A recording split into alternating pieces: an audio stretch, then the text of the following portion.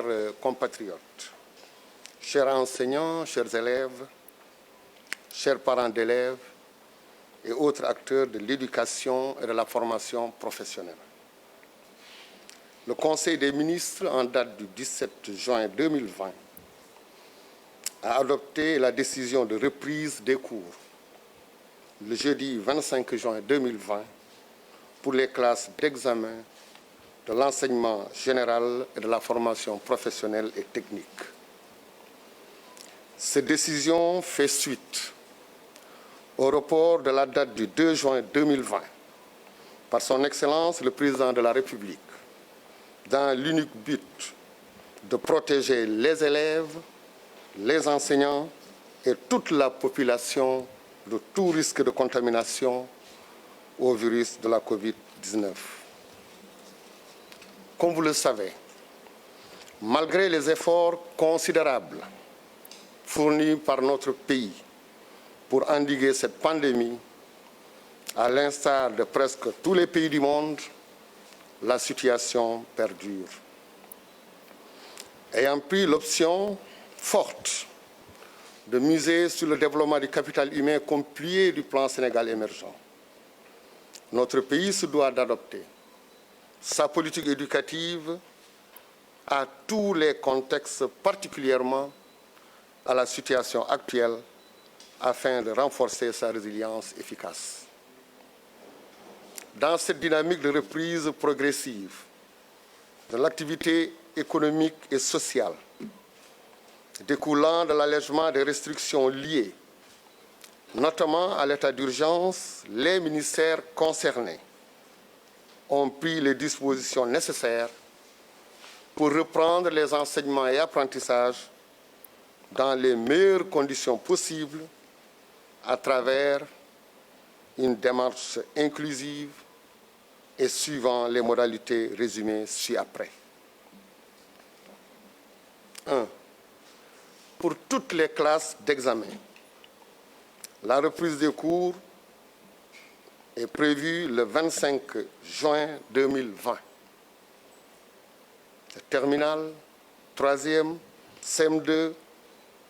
les classes d'examen professionnels, en plus des élèves maîtres. Les examens sont prévus à partir du 20 août 2020. Pour les classes intermédiaires, les modalités de passage des élèves en classe intermédiaire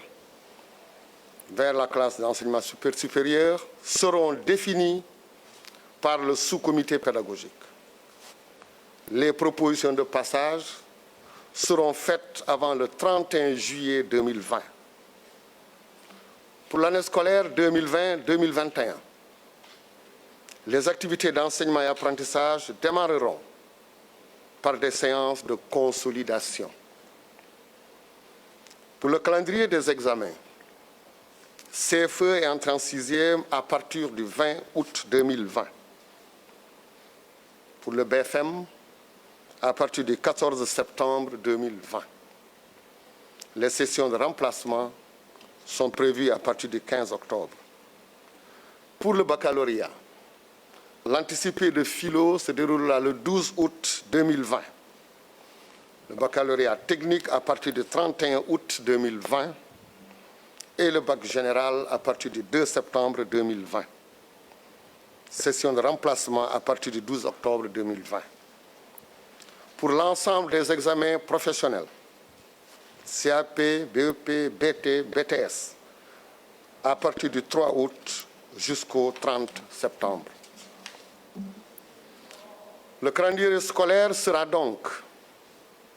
réaménagé par décret pour intégrer la période d'examen prévue durant tout le mois de septembre et la nouvelle année scolaire 2020-2021 débutera alors dans la première semaine du mois de novembre 2020. Pour la mise en œuvre de ce calendrier, le ministère de l'Éducation, en relation avec celui chargé de la formation professionnelle, compte plus que jamais sur la synergie d'action qui a prévalu depuis le mois de mars, depuis le début de la crise, entre tous les acteurs, départements ministériels, autorités administratives, élus territoriaux, syndicats d'enseignants, sociétés civiles, parents d'élèves, partenaires techniques et financiers, etc. Au demeurant, pour garantir le déroulement des enseignements et apprentissages dans des conditions optimales, il nous faut relever ensemble de nouveaux défis, dont la prise en charge sanitaire et l'appui psychosocial nécessaire des enseignants et élèves en cas de contamination. Deuxièmement, la prise en compte des risques d'inondation en cette période hivernale, corrélée à l'existence d'abris provisoires dans certaines localités. 3. L'adaptation des contenus pédagogiques et des modalités d'organisation des examens et des concours. Et enfin, la continuité pédagogique pour les classes intermédiaires. Pour tous ces points évoqués ci-dessus, des propositions sont faites dans la note d'orientation additive finalisée qui sera mise à disposition des autorités administratives et académiques dès aujourd'hui. Pour conclure, je voudrais rappeler de nouveau que la volonté de tous les acteurs de sauver l'année scolaire sera toujours sous-tendue par le respect strict du protocole sanitaire validé par le Comité national de gestion des épidémies, CRGE, en vue de garantir la sécurité sanitaire des apprenants et des enseignants. Je vous remercie.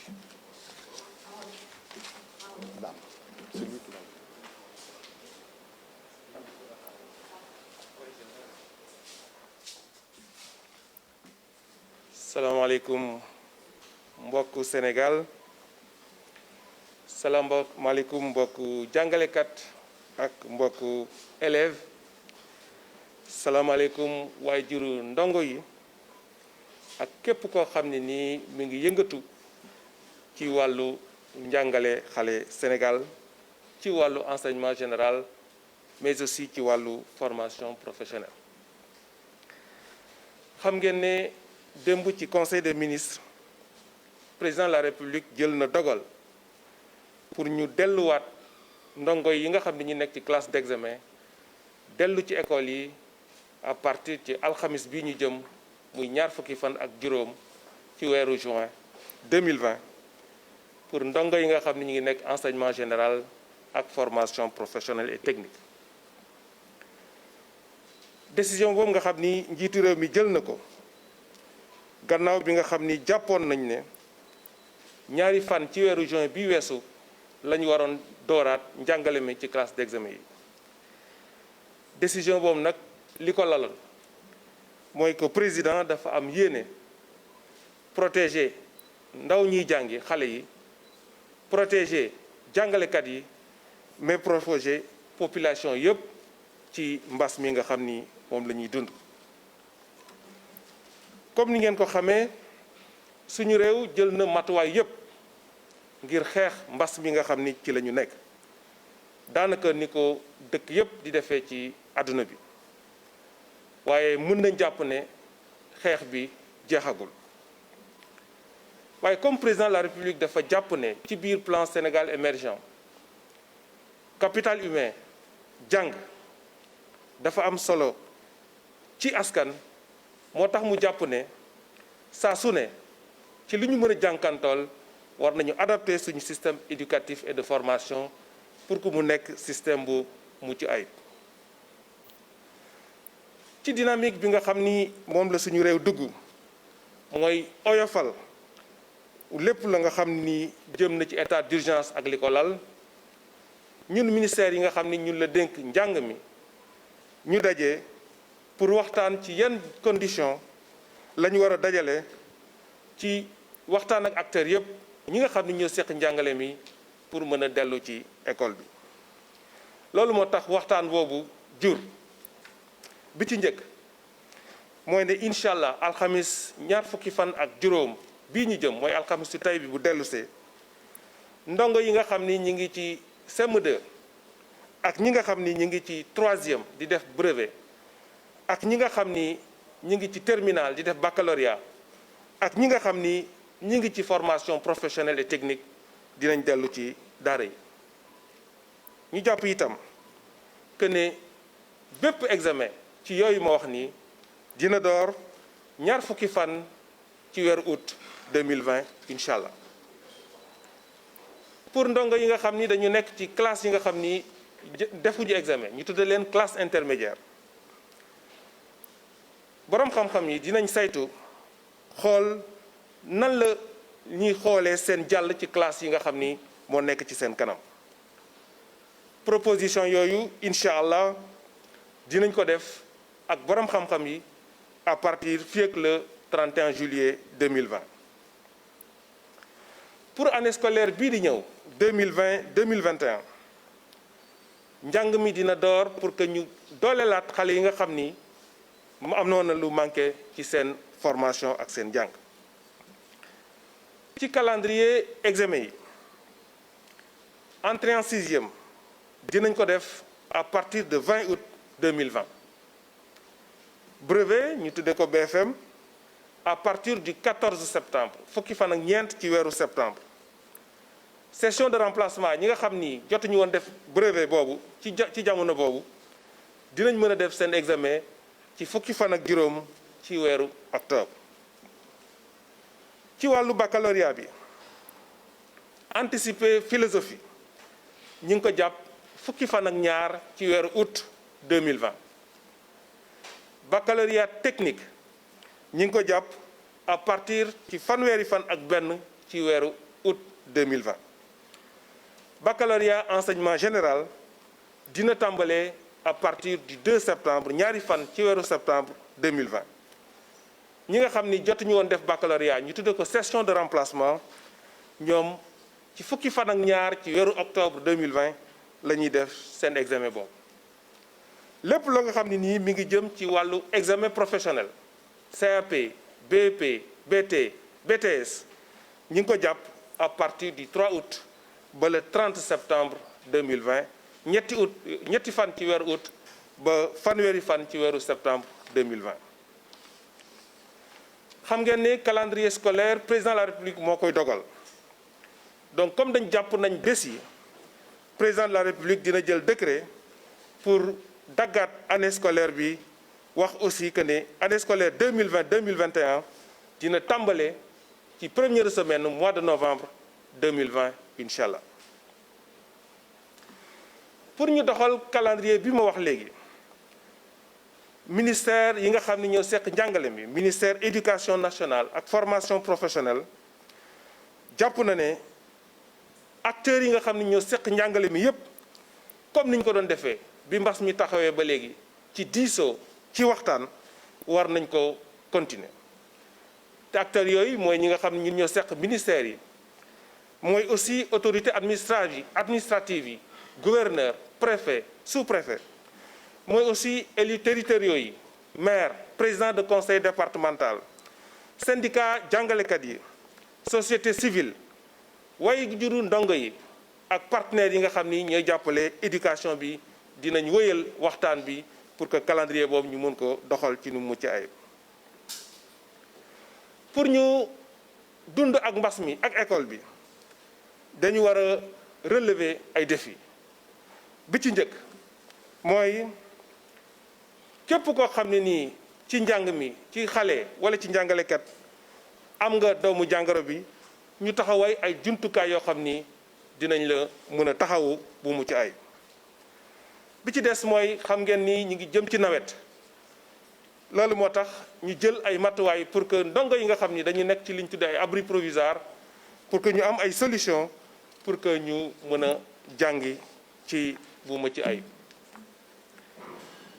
beneen bi ci des mooy li nga xam ni moom la ndongo yi di jàng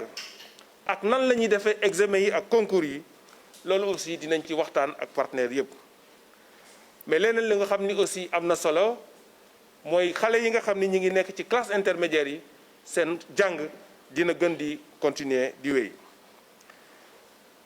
pour yooyu yëpp ñeenti poñ yooyu ma wax léegi ci kaw ay note d'orientation dinañ bind bataaxal boo xam ne nii mooy compléter li ñuy wax léegi jublal ko képp ku nekk ci njàng mi mooy autorité administrative yi mooy autorité académique yi à partir de tey ci bés bi ñu nekk. pour daaneel maa ngi wax que ne suñu ñi ñëpp ministère président de la République d'ailleurs d'abord ministère parents d'élèves jàngalekat ñun ñëpp jàpp nañ ne année blanche baaxul ci suñu réew baaxul ci suñu éducatif waaye nag dinañ ko def pour sauver année bi mais sans càkkonte ak li nga xam ni waa kër docteur yi loolu la ñu wax ci biir protocole bi nga xam ne nii moom la comité bi nga xam ni borom xam-xam yi ci la ñuy saytu mbas mi ci biir Sénégal jërë ngeen jëf.